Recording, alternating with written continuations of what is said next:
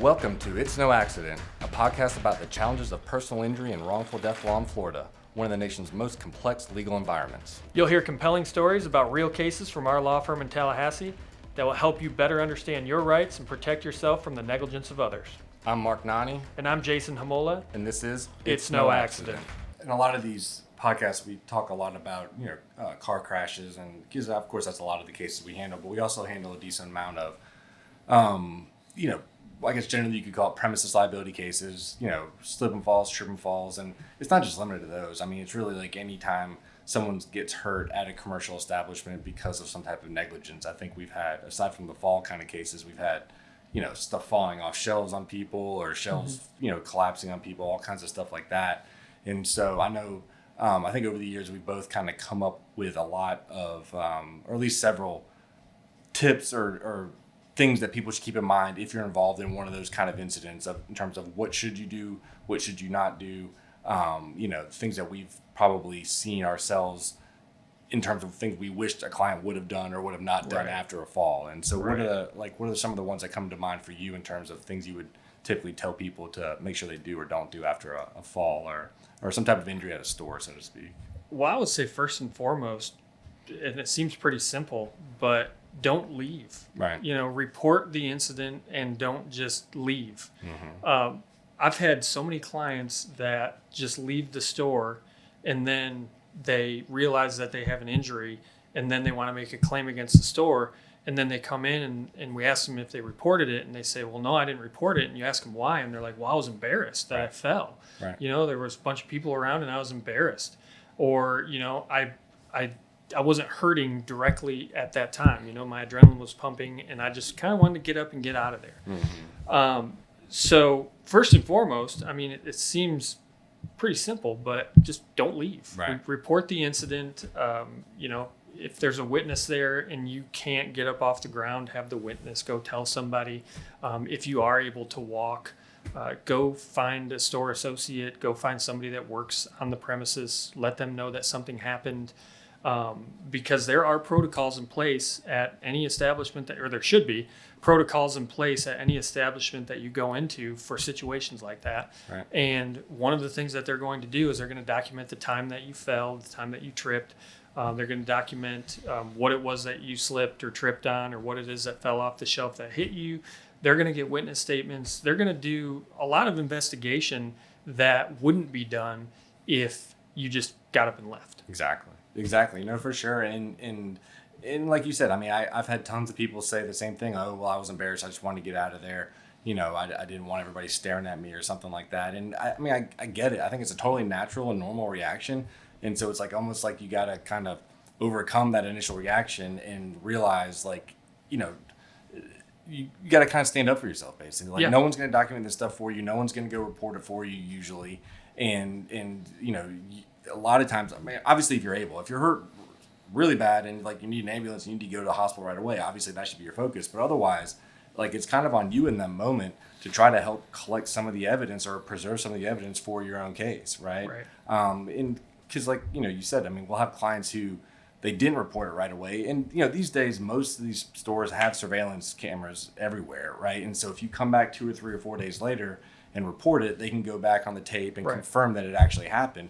But not every place has it. And, people are surprised sometimes to find out that even some of these stores, they don't necessarily have every inch under surveillance. I know some of the big ones Walmart, Target and stuff, they have cameras posted everywhere, but not necessarily every one of those is recording all the time. They just don't have good sight lines for every square inch of the store. Which, people think it's crazy, but it's true. I've seen it before. And so then, by not reporting it right away, and if it's not captured very well or at all on a camera, you're just playing into the defense's hand of them just creating doubt of whether this actually happened. If you're coming back 2 or 3 days later and saying, oh, I fell here and I'm claiming an injury, it looks kind of suspicious right off the bat, right? Right, yeah. And it's a tough sell when you're standing in front of a jury and the defense attorney's arguing, this is a person that's claiming that they fell and now they're asking you for all of this money for their injuries, and it wasn't even bad enough for them to go tell somebody at the store that they had fallen. Right. What is that? And not only that, how do we even know that this person fell in the first place? Right. How do we even know that there was something on the floor? Because we didn't have anybody else that reported something on the floor. Right. No one else fell. Yeah, because a lot of times, if you see something on the floor, if it's a small enough puddle of water, somebody might come along and it might get wiped up, or somebody might wipe it up themselves, or it might get like pushed away by their shoe, or just the people just cleaning the store will go through and they'll clean it up and they won't even think twice about it because nobody reported that they fell on it. Right. So they just wipe it up and they assume, no harm, no foul. And then, you're coming back to this person that wiped it up, sometimes months after the fact, and asking them if they wiped up some water on this specific aisle on this specific day. They're not going to know. Right. They're not for sure. For sure. And so other than reporting it, I think another big important thing that I would try to stress to people is really witnesses, right? Because just like, a lot of times the person who falls or gets hurt is embarrassed and doesn't want to stick around. A lot of times there's going to be witnesses, especially if it's in a busy store, and they're not necessarily embarrassed, but they're just doing their normal day. They're busy. They don't want to necessarily hang around for 20 minutes or 30 minutes to help fill out an incident report or something like that. Right. And so at the very least, if you can get a person to stick around, that's great. A witness, to stick around, that's great. But at the very least, try to get the witness's name and phone number so they can get contacted later if they can't stick around right then. I think there's lots of times where, I'm sure you have too. I'll talk to people and they'll be like, well, yeah, there was 4 or 5 people all standing around. They all saw it, but then they all went on their way and I didn't get anybody's name and number. Right? Yeah. Yeah. And sometimes, the store, sometimes they won't get the witness's name and number, especially if it's a situation where they're looking like they might have some serious liability. They might just say, well, thanks for letting me know what you saw. And they don't have a duty to get that person's name and number. No. The reality is when they're doing, this is somewhat cynical, but it's true, I think, that when they're doing an incident report, they're trying to gather evidence to defend themselves against the case. They're not trying to gather evidence to help you necessarily. And I think you and I both have tons of times in these kind of cases. They're like, well, there was an incident. The person comes in and they're like, thinking to themselves, like, I'm going to rely on this incident report as like to prove my case. And there was an incident report and like telling us, well, just get the incident report. And it's like, well, number one, a lot of the times we're never going to get our hands on that thing. And even if we do, the only stuff that's on it is usually stuff that's bad for you, not stuff that's good for you. Right. The defense has a great argument that is work product and it was created in anticipation of the person that fell making a claim. Right. And when something is protected like that, you don't get it. And unless they want to use it at trial, you don't get a copy of it. So we have no idea what's in there. The other thing, too, is this is kind of a hard one to remember, but if there's an incident report being done and there's a section on there that asks, that says what happened or anything, the whole incident report itself, ask the person if you can fill it out. Right. Yes. Instead of you telling them what happened and telling them your name and your phone number and your address and your email address and all that information, just say, hey, why don't you just give that to me and I'll fill it out for you? Mm-hmm. Because in a situation like that, if you fill it out, they lose the argument that it's work product because you're the one that actually filled it out. They weren't the one that filled it out. And it wasn't obviously being created in anticipation of litigation because, it's our client that made it. Right. So. Exactly.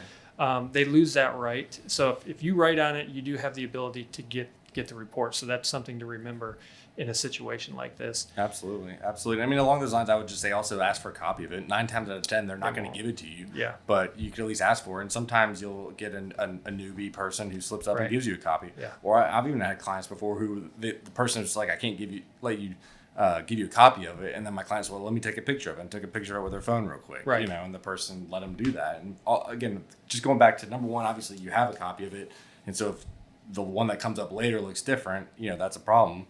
But number two, like you said, that kind of takes away the argument that this is work product, right? Right. And you brought up pictures. That's another thing. Take pictures. Take a video of what it was you fell on. Right. It makes things so much easier. I can't tell you how much easier it makes it for your claim if there's a picture of the substance that you slipped on or the condition that you tripped on that you're claiming caused your injury. Because most people don't realize this, but we don't have the ability to get surveillance footage from an establishment unless we're in litigation. So if we have not filed a lawsuit on your case, we can't just call a place up or send them a letter and say, hey, we want your surveillance footage from such and such date at such and such time. They're going to say, well, you can go pound sand and you can send me a subpoena. Right. And the only way that you can subpoena information is if you filed a lawsuit on the case. Right. So most people, I have people come in all the time. They're like, well, I didn't take a video of it because I just assumed we could get the video from the store. Nope. And it's just, that's not the case. Right. Yeah. Like you said, you can eventually get it, but it's not till way down the road. Just after you've filed a lawsuit, you've, usually done initial discovery, and sometimes you even have to wait until after the other defense, the defense attorney's taking your deposition, taking my client's deposition, and then you can finally get a copy of the video. That usually becomes part of the fight too, that right? becomes a huge fight in these cases. Whether the timing of the production of the video, is it going to be before your client's deposition is taken, or is it going to be after your client's deposition is taken?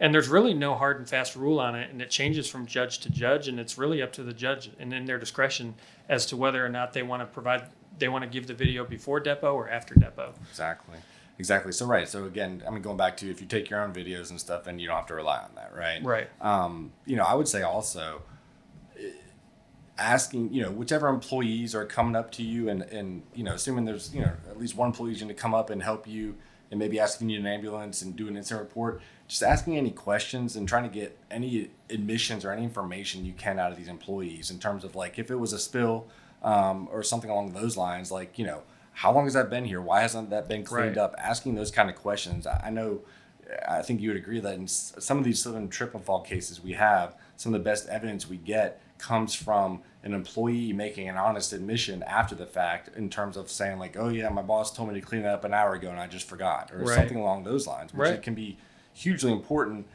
honestly, to whether even not you have a case or not. Right. To prove notice. Right. Yeah. I had a client that stepped into a huge pothole that was like in a area that people were going to be walking. It wasn't very well lit. It was dark out at night. She fell and injured her ankle really badly. Employee comes out to do the report, and he tells her, he was like, oh, right when he saw the hole, he was like, oh man, I was supposed to come out here last week and fix that, and I just didn't get around to it.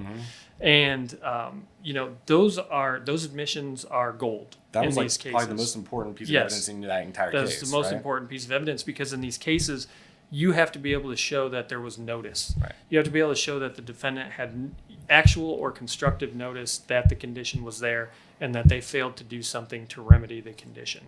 So if you don't have that evidence, we file a lawsuit and you're going to get what's called a summary judgment motion, and you're facing the chance that a judge is just going to dismiss your case without ever getting a chance to negotiate on it. Right. Yeah, no, it happened. Unfortunately, it happened to one of my clients not too long ago, and it's getting, I would say, in some respects harder and harder. They keep, without getting into the weeds of it all, they keep tinkering with the summary judgment standards and the rules that apply to that situation to make it harder and harder to prove that notice. And so, like you said, it's like, that's what we're always looking for if it's a slip or a trip and fall case.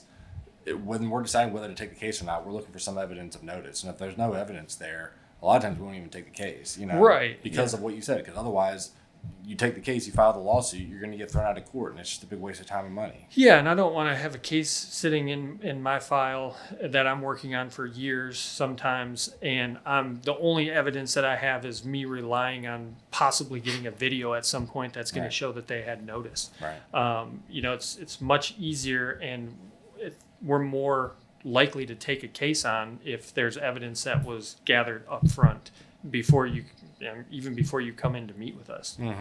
And like you said, a lot of times that evidence is what makes or breaks the case. Absolutely. I think a couple other things I normally would tell people is especially if this is like there's some type of substance like that, whether it was maybe not necessarily water, but especially if it was like grease or oil or something like that caused you to fall and it gets on your clothes, don't save your clothes and don't wash them. Right. Like put them in a bag or something, put them in a Ziploc bag and save them, because if at some point down the road, sometimes people are surprised to think that, we'll see situations like that where the defense is basically there was nothing on the ground.